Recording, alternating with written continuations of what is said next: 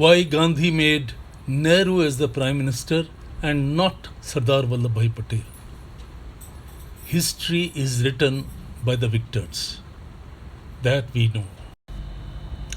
According to this official history, Jawaharlal Nehru was elected as the first Prime Minister of India and Sardar Patel became his deputy, and it was done purely on merit. The official history has always downplayed the grave injustice that was done to the Iron Man of India, Sardar Vallabhbhai Patel. It is not true that the official history does not mention. It does mention the emergence of Sardar Vallabhbhai Patel, but it downplayed. It did not allow to come to the notice of the people. It has reduced merely to the footnotes and nothing more. Let's visit the entire intra-party power struggle within Congress on the eve of independence, and let's figure out what really went in favor of Jawaharlal Nehru and what was it that deprived Sardar Patel his moment of glory despite overwhelming support he enjoyed amongst the congressmen. The entire rank and file of the Congress looked at Sardar Patel as the most deserving candidate to be sworn as an independent India's first Prime Minister, given his proven track record of being an able administrator and a no-nonsense politician. Then what really went wrong? To find out the answer, we need to rewind to 1946. By 1946, it had become quite clear that India's independence was only a matter of time. The Second World War had come to an end, and the British rulers had started thinking in terms of transferring power to Indians. An interim government was to be formed, which was to be headed by the Congress president, as Congress had won maximum number of seats in the 1946 elections. All of a sudden, the post of Congress president became very crucial, as it was the very person who was going to become the first Prime Minister of independent India. At that time, Maulana Abul Kalam Azad was the president of the Congress party. In fact, he was the president for the last 6 years, as elections could not be held for the Congress president post since 1940 due to Quit India movement, the Second World War, and the fact that the most of the leaders were behind bars.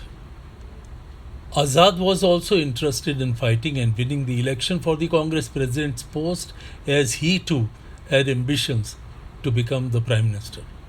But he was told in no uncertain terms by Mahatma Gandhi that he does not approve of a second term for a sitting president, and Azad had to fall in line, albeit reluctantly. Not only this, Gandhi made it very clear to everybody that Nehru was his preferred choice for the Congress president's position. The last date for the nominations for the post of the President of Congress and thereby the first Prime Minister of India was April 29, 1946. And the nominations were to be made by 15 state regional Congress committees.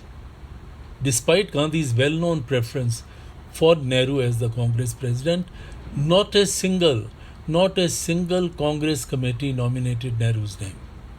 On the contrary, 12 out of 15 Congress committees nominated Sardar Vallabhbhai Patel. The remaining 3 Congress committees did not nominate anybody's name. Obviously, the overwhelming majority was in favor of Sardar Patel. It was a challenge to Mahatma Gandhi as well. He instructed Acharya Kriplani to get some proposals for Nehru from the Congress Working Committee members, despite knowing fully well that only Pradesh Congress committees were authorized to nominate the president. In deference to Gandhi's wish, Kriplani convinced a few CWC members to propose Nehru's name for the party president. It's not that Gandhi was not aware of the immorality of this exercise. He had fully realized that what he was trying to bring about was totally wrong and unfair. In fact, he tried to make Nehru understand reality. He conveyed it to Nehru, but no PCC ever nominated. This is what he said to Nehru, that only a few CWC members have nominated him. A shell-shocked Nehru was defiant and made it clear that he will not play second fiddle to anybody. A disappointed Gandhi gave in and asked Sardar Patel to withdraw his name. Sardar Patel had immense respect for Gandhi and he withdrew his candidature without wasting any time. And it paved the way for the coronation of Pandit Jawaharlal Nehru as India's first Prime Minister. But the question is, why did Gandhi overlook the overwhelming support for Sardar Vallabhbhai Patel? Was he so enamored with Nehru? When Dr. Rajendra Prasad heard of Sardar Patel's withdrawal of nomination, he was disappointed and remarked that Gandhi had once again sacrificed his trusted lieutenant in favor of glamorous Nehru. Was it the glamour and sophistication of Nehru that floored Gandhi so much that he did not hesitate in doing grave injustice to Patel? The answer to this question is not so simple. But a closer look of Gandhi's approach towards Patel and Nehru throws light over a few facts that can decipher the mystery. There is no denying the fact that Gandhi had a soft corner for Nehru since the beginning and had preferred Nehru over Sardar Patel at least twice before in 1946 for the post of Congress President. It happened in 1929 and as well as 1937. Gandhi was always impressed with the modern look of Nehru. In comparison to Nehru, Sardar Patel was a little orthodox, and Gandhi thought India needed a person who was modern in his approach. But more than that, Gandhi always knew Sardar Patel would never defy him. He was not at all convinced that about Nehru. He thought that Nehru will never agree, and Gandhi's apprehensions came true when Nehru made it very clear to him that he was not willing to play second fiddle to anybody. Perhaps Gandhi wanted both Nehru and Patel to provide leadership to the country. He used his veto power in favor of Nehru because he feared that Nehru could cause problems in the way of India's independence if he was not given the chance to become Prime Minister. Some analysts have also claimed that Nehru threatened to split the Congress in case he was not made Prime Minister. According to these analysts, Nehru coerced Gandhi into supporting him by saying that if he split the Congress, the entire independence plan would go awry, as the British would get an excuse in delaying independence by raising the question as to who should be handed over the reins of power, Congress with Nehru or Congress minus Nehru. Gandhi must have thought that it would be safe to ask Sardar Patel for making the sacrifice than to reason with the power-smitten Nehru. In fact, he had commented that Nehru had gone power-mad. So, we can conclude that Gandhi chose Nehru over Patel because of two main reasons. Gandhi believed a foreign-educated Nehru with modern thoughts had an edge over Patel, who, according to him, was orthodox in his thoughts. Gandhi feared Nehru would revolt in case he was denied Prime Minister's post, and that would give the British an excuse to delay transfer of power. On the other hand, he was fully convinced of Sardar Patel's loyalty. He knew Sardar Patel was a true patriot and would never play a spoilsport. But Gandhi's decision proved too costly for the nation. First of all, Gandhi introduced the concept of forced decisions by so called high commands, that usually means overruling the state units.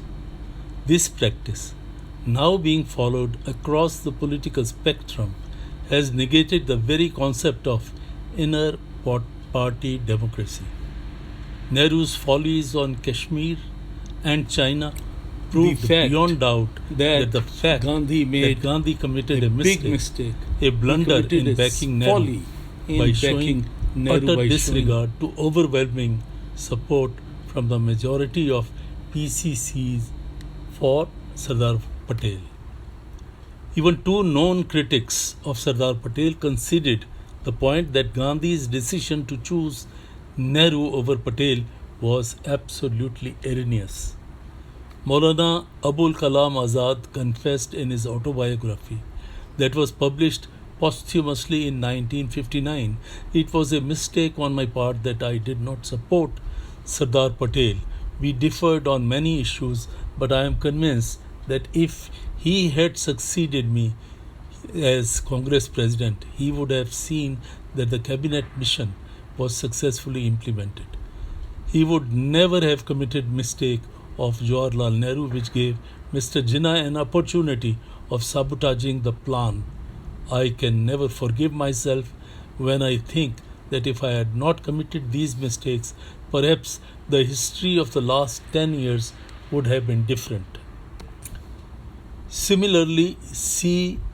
Rajagopalachari, who blamed Sardar Patel for depriving him of the first presidentship of independent India, wrote, "Undoubtedly, it would have been better if Nehru had been asked to become the foreign minister and Patel had been made the prime minister.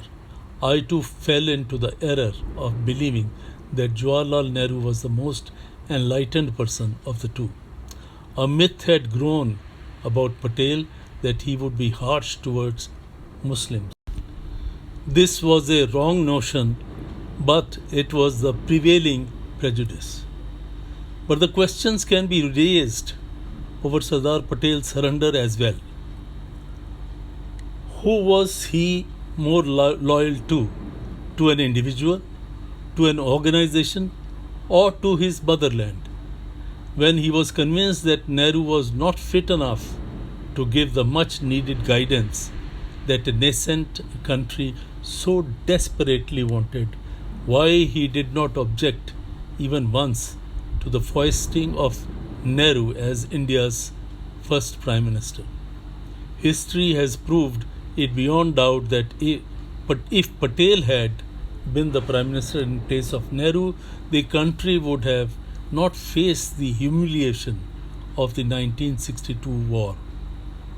Days before his death, Patel had written a letter to Nehru warning him about China's nefarious designs, but Nehru did not pay any attention to that letter. Even Kashmir would not have become a thorn in the flesh for India had Patel and not Nehru been the first Prime Minister of India. But this is not all. Some people believe that Gandhi was in fact a stooge, a puppet in the hands of the British. And British definitely wanted that Nehru, who could be molded, should become the first Prime Minister.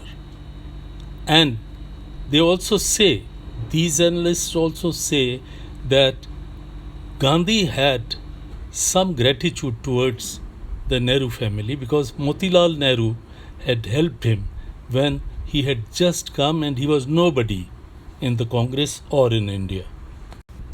In this regard, I will further research and make a second video on the same subject.